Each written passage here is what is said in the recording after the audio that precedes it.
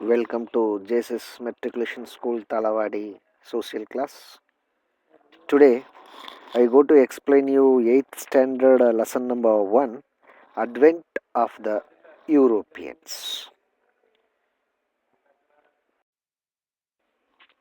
Many of the foreign travelers, traders, missionaries and civil servants who came to India in the 18th and 19th century have left accounts of their experiences and their impressions of various part of the country.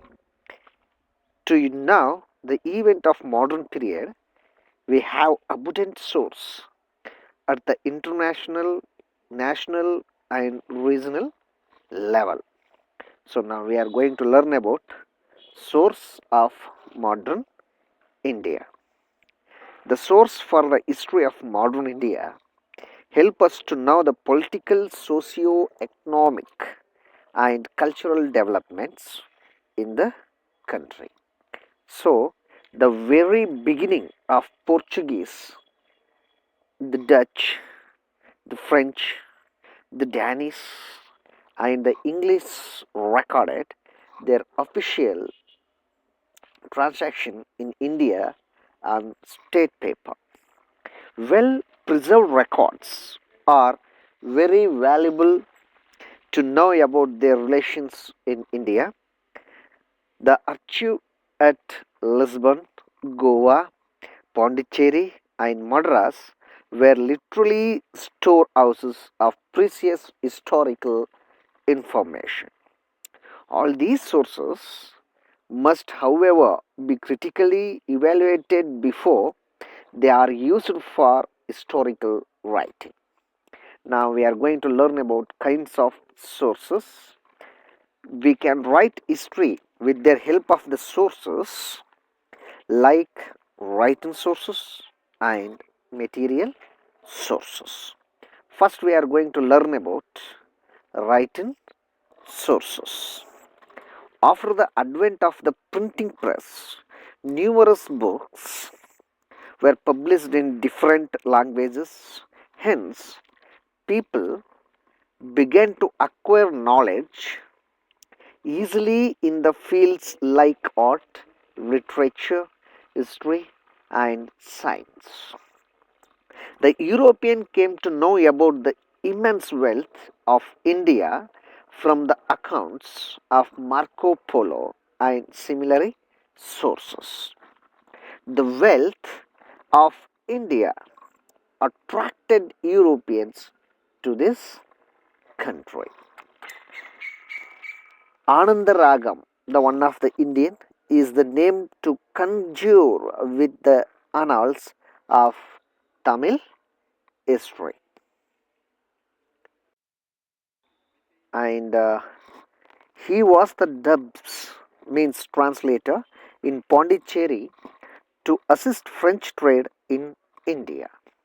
He recorded the event that took place in the French India. His diaries contains the daily event from 1736 to 1760, which are the only written secular record available during that period. His diaries reveals his profound capacity of political judgment and is a most valuable sources of history.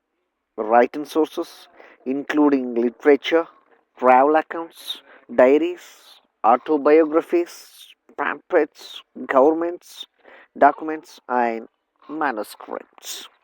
Now we are going to learn about archives. This is the place where historical documents are preserved area. The National Archives of India, we are called that NAI, is located in New Delhi. It is the chief storehouse for the records of the government of India.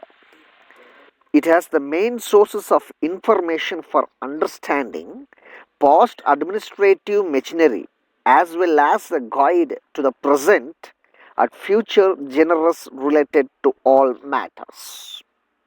It contains authentic evidence for knowing the political, socio economic, culture, and scientific life and activities of the people of India. It is the one of the largest archive in Asia also. Do you know? George William Forrest can rightly be called as the father of National Archive of India. Now, next one we are going to learn about Tamil Nadu archives. The Madras Record Office. We are called that presently known the Tamil Nadu archives. We are called as a TNA. Is located in Chennai.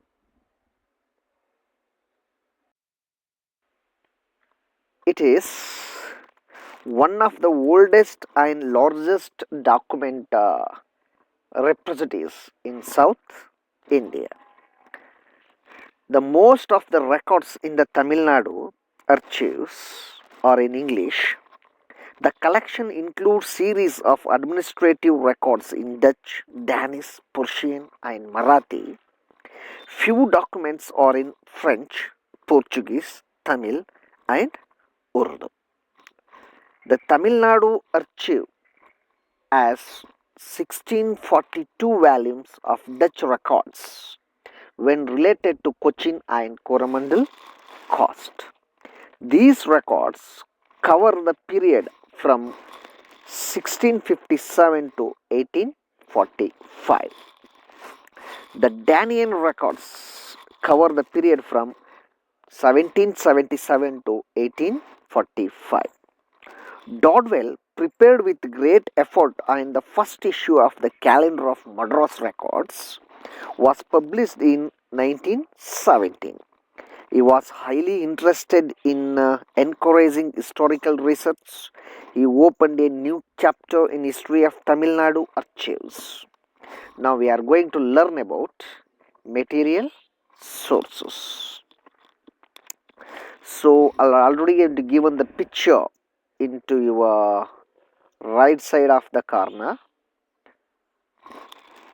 Many painting and states are the main sources of modern Indian history.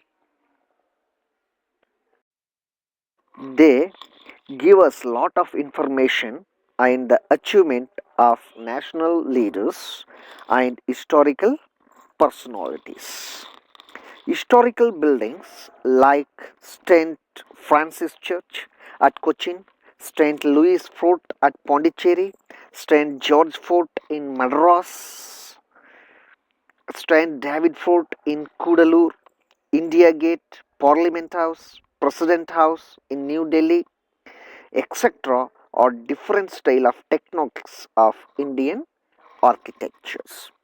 Other objects and materials of religious, cultural and historical values are collected and preserved in museums. These museums helps to preserve and promote our cultural heritage.